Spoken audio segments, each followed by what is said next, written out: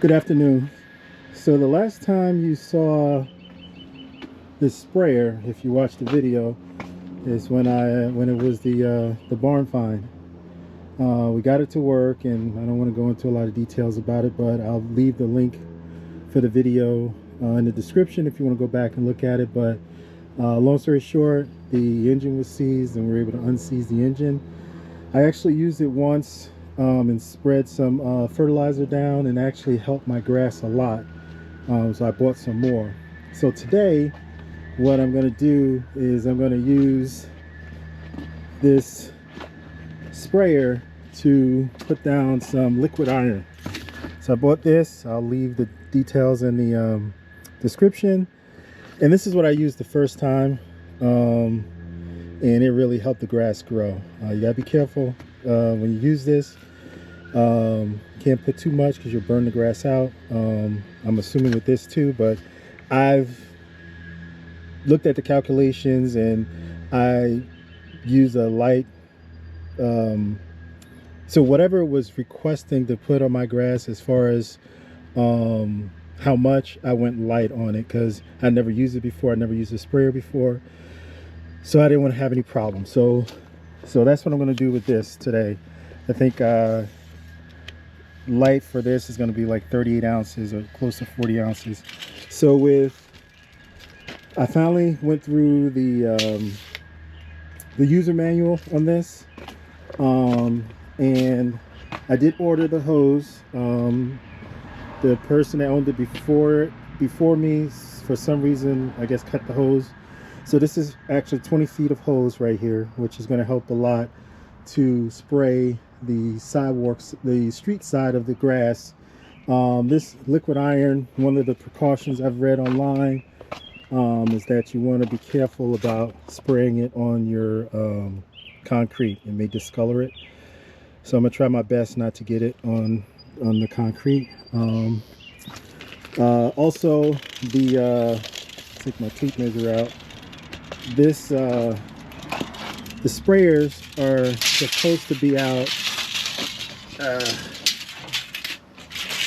be 23 inches off the ground, around 23 inches off the ground. So I tighten it up and they're about 23 inches off the ground, so we should be good there.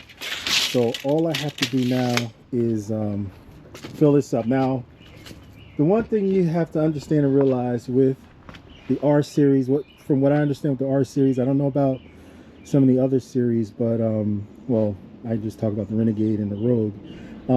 They have a 500-pound towing capacity. So with the weight of this sprayer, and if I were to put 55 gallons of water in it, it will be over 500 pounds. So with the help of AI and some calculators, the max I can do is 30 gallons. With the weight of this, the accessory itself, and with 30 gallons of water, I'm safely under that 500 pound towing capacity, so that I don't stress out my hydro. So I just wanted to let you know that I will not be filling this up to 55 gallons. I will be doing 30, and if I run out, which I may, I will put more in it, but I don't want to mess up anything or avoid my warranty. What else? So that's it. So what I'm gonna, let me show you. I bought this from Amazon. It's a big cup. I used it the first time when I put this in there, so to measure out the chemicals. This thing has a just a minute.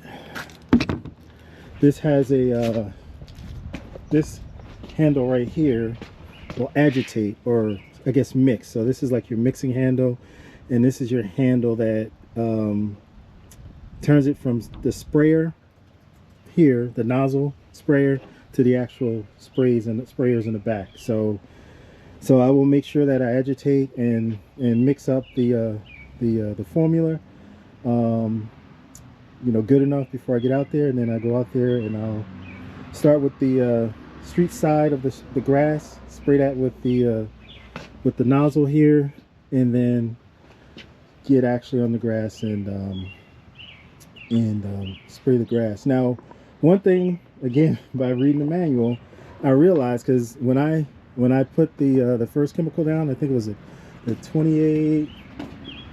What is it here? Yeah, 2800. When I put that down, I finished quick. It ran out quick. I had to use the rest of the bottle for to the back of the yard. And again, I went lightly, so it didn't hurt anything.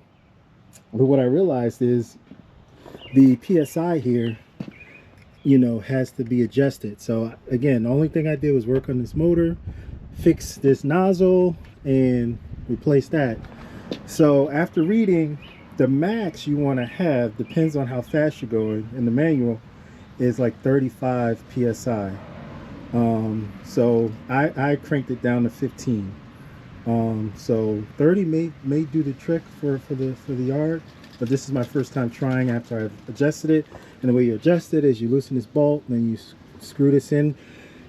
You actually have to have the motor on, and you have to have some water in there so that you build up the pressure, and then you can make the adjustments. So I did that, and then I also adjusted it with both the sprayers and the nozzle, or this, yeah, that thing on, to see, because there's a draw once it starts spraying. So I'm between 15 and 20 psi, so that should be good for what I'm looking to do. So I'm not going to bore you. I'm just going to fill this up with water, and then maybe I'll come back as I pour the chemicals in there, the iron, and you can see how it's mixing it up with the water. Thank you. Okay, so I filled it up to about 30, so not on level ground. So back here it's going to say it's a little over 30, but if you look, 30's at this line, I guess, where they fusion the plastic together. So as you can see, there's a little bit more in the back than it is in the front, so I'm going to call it 30. So now what I need to do is start it up and get it going. I got my mixture right here all set up, so let me start it up. And you may not hear me well once I start it, so I'm just going to show the mixture, show it mixing, and then we'll get going. So pull the choke out, turn that up.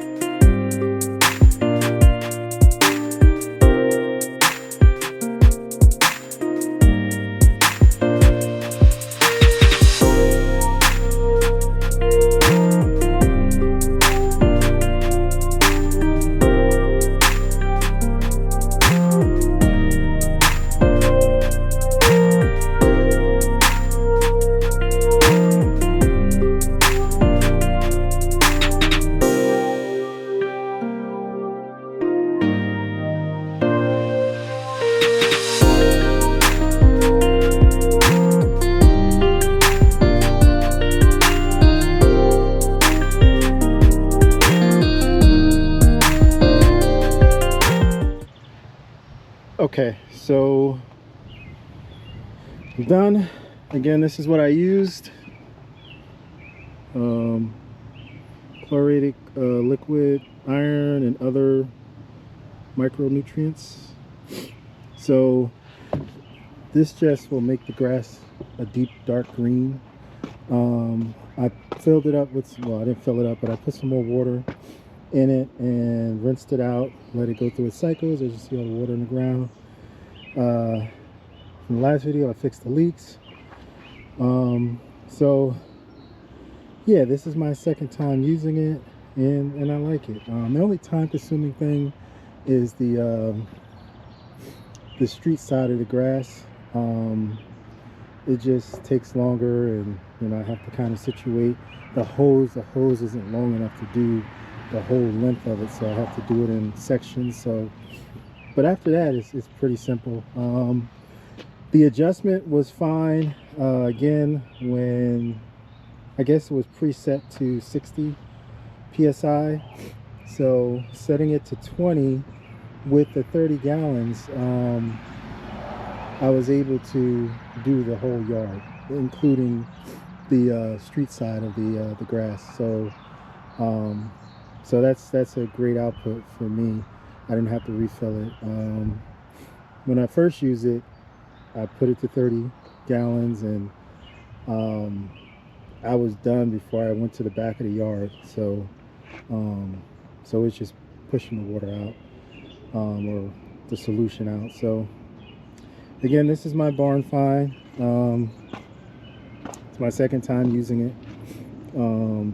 No problems. I did notice towards the end, so one of the things I'll have to check, and if you have one or if you're thinking about getting one, is to double check your nozzles before you start.